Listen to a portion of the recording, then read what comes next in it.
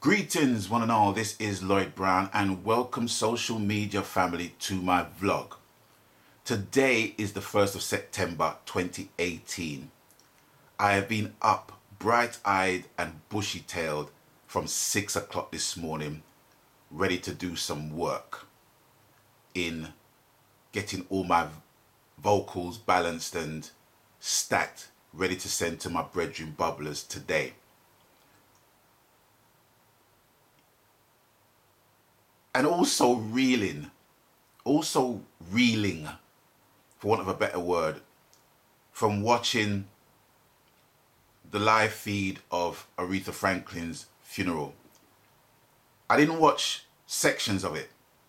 I watched the entire feed, the entire ceremony, from 3 o'clock to 11:45. Now, yes, the event was kind of delayed a little bit. And the question can be asked, well, Lloyd, why would you sit down and watch an event for 8 3/4 hours? And the answer is simply this, pardon the pun. Respect was commanded for me to do so. Such was the case that I made sure I got all of the work that I needed to get done that day before 3 o'clock. Linked up my people, got the last song written for the album, voiced for the album, posted it up on my Facebook feed, cooked. So I made sure that everything was basically prepared, and I sat down and watched the feed. I hooked up the feed to my surround sound so I can just get the fullness of the sound of her music. Now, when I first watched the event, when the event started taking place and the choir started singing, the first thing that came to my mind was actually the funeral of Louis Armstrong. Now, he passed in 1971. And I was how old? I was 7 years old. 7 years old. And I remember that funeral. Because the one thing that struck me about that funeral, which was also televised, was the grandness of it, the regality of that funeral. Louis Armstrong's funeral was like an operatic aria. That's the best way I can describe it, because of Louis Armstrong's proficiency as a jazz trumpeter. The event of his funeral was so momentous, so regal. I thought the wrong person died at that point. But such was the regard for that man that it had to be shown in the light. The respect had to be shown in the light that it truly deserves. Then another funeral came to mind. Michael Jackson's. I was in America when they showed that on TV. And I remembered I was at a DJ friend of mine's brother's house. And I don't know if you are familiar with the video that I made called It's Not About. But when you watch that video, it's in that house that I shot the video, and it's with his brother's children that I shot the video with. Even the dog is called Striker. It was that family that I shot the video with, and it was at his house where I watched Michael Jackson's funeral. And I remember Stevie Wonder singing a song, which was one of my favorite songs of Stevie's of all time. And it goes, I never dreamed you'd leave in summer Doom, doom, doom, doom, doom, doom, doom. I thought you would go and come back home. Yo, that encapsulated the whole event for me. Because none of us thought in the world that Michael would have left us that summer. Fast forwarding to yesterday and Aretha's Homegoing. Like I said, I had the time to watch her Homegoing for 8 3/4 hours because the respect was demanded that I do so. There's very few singers whose music affects change.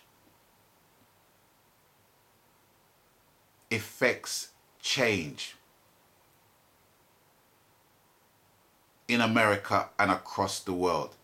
In America, you had people like Sam Cooke, Ray Charles, Nat King Cole, too many to mention, whose music affected change, not just by the way how people appreciate, love the music, but people living alongside black people at a time when segregation was just rife. And people like Aretha Franklin, who performed under the same conditions, performed on stage in front of white and black people, but couldn't mix with the white people. I can't imagine that. In 2018, I cannot imagine that. And coming from the background she basically came from and done what she had done across 6 decades and remained relevant and in vogue with the musical trends that traveled across those decades. It's not easy. It's not easy. But it's safe to say that she was doing it long before Madonna and even longer than Lady Gaga. You know what I'm saying? But that service, it would be totally unfair to say I'm going to even pick out any highlights, because it wasn't about the highlights for me. It was simply about the entire event. And when you have somebody that can bring presidents, community leaders, civil rights movement leaders, people who ordinarily, if you put them in the same room, they'd have a different opinion, and it'll be all to and fro between the relevant parties. Once you can have people like Aretha Franklin, bring those people together and unite them with music, from the church to the street, that respect is demanded. That respect is absolutely demanded and commanded.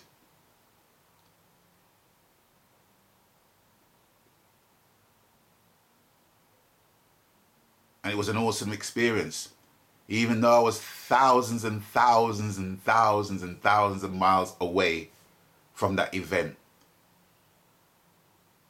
But I wanted to be part of that event so bad,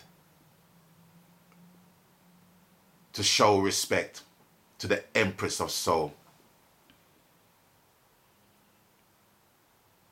The change that she effected from Detroit to the world,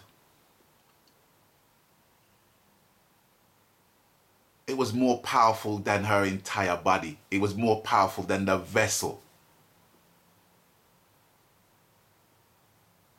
But it was the vessel that effected change, that helped to effect change in America and across the world.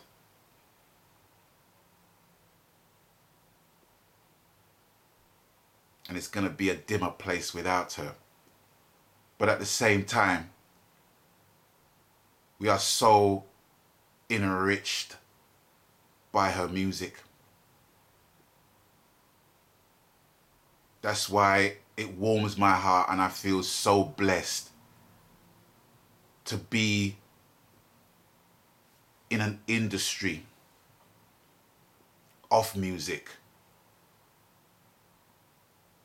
where the expression of music can break barriers and help bring people together and help uplift people, because it's easy to make music and not realize where your music is going. But I've always cited the quote from Bob Marley saying that when you make rightful music, it will take its rightful course and find its rightful people. And that is so true. That is so true.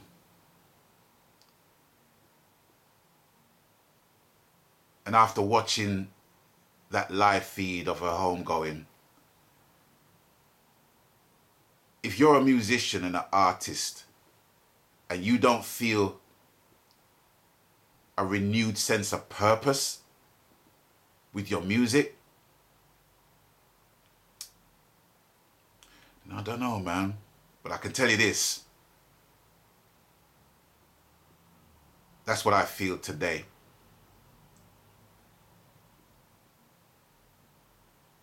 I've always felt that there was a purpose to what I do.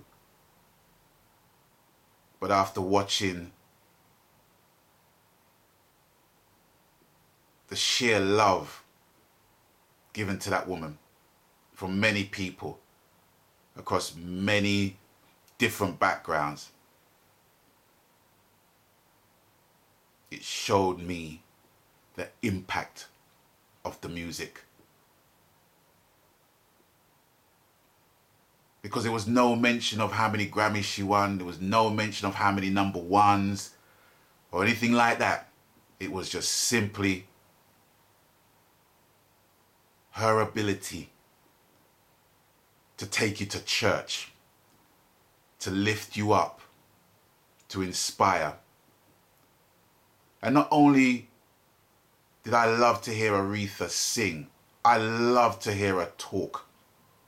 Because when you hear that woman talk, it's straight up Detroit. Straight up Motortown, man. Straight up Detroit. And I know what that feels like because I've had the pleasure and the honor of touring Detroit with the cast of Black Heroes in the Hall of Fame. The second time around. The first time around I wasn't able to do it. But some of the cast members had the opportunity to meet Farrakhan and loads of other people. But when I got there the second time, they toured Detroit. It was weird because we're portraying these wonderful artists, and some of these artists actually came to see us. Stevie Wonder was present at one of our shows. It's just surreal. I can't explain it. And that's why the connection for me to just pay my respects, just to be a part of what was going on, there was an inherent need to do so. And I'd done it after 8 3/4 hours. And I just want to take the opportunity and just thanking you, Miss Aretha Louise Franklin, Not just for your music, but just for you being you. And being of inspiration to so many people on so many levels. We love you. We're going to miss you. Hard. But such will be your influence, as people have been talking about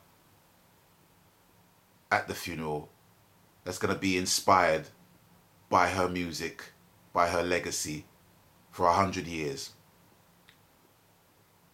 Let's try 200 years. Minimum. Thank you, Miss Aretha Franklin. Anyway, is with that, I'm going to bid you guys adieu because I've got to get some work started. And until I catch you on the next one, people, please abstain from foolishness wherever possible. And until we link up again, stay blessed. Have a wonderful day. Magan.